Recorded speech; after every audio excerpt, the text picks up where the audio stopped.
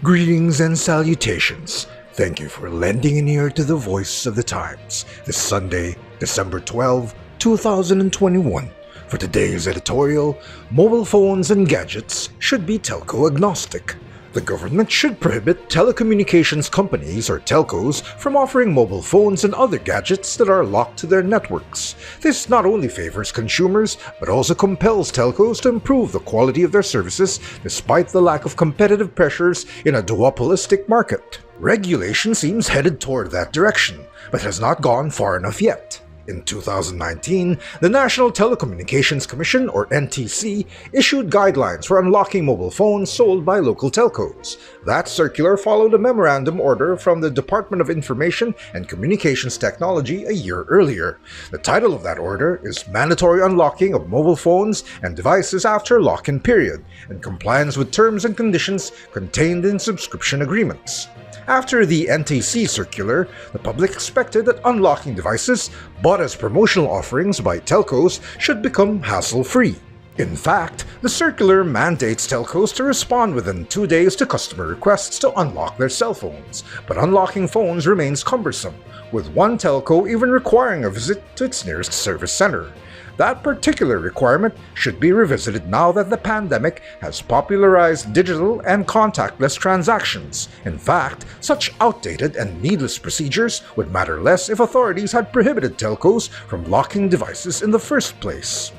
Such a ban is not new. Beginning this month, the United Kingdom was to prohibit mobile network operators there from selling devices locked to their services. Canada and Singapore already have similar bans, and similar restrictions are now being deliberated in the United States. In a November 2020 article in the American magazine Wired, Kylie Wyans, chief executive officer of a right-to-repair advocacy group, said, "I can't think of anything more customer hostile than locking a phone to a particular carrier." He explained, "It would be like having cars that only work on certain toll roads. No one would put up with that, and we shouldn't put up with locked phones." Wyans could not have said it better. Championing consumers. We recognize that the locked devices are promos offered by telcos to prospective customers or to existing clients whose contracts are up for renewal. The cost of the device is bundled with the monthly subscription charges, and based on its circular, the NTC seems to consider those gadgets as the telco's property until the total contract price has been paid by their clients.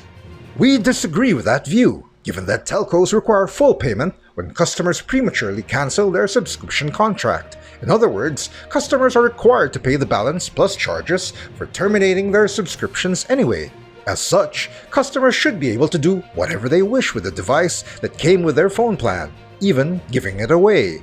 They will pay for it regardless. By removing the switching costs, the pressure will be on the telcos to continue delighting their customers who remain loyal to their network.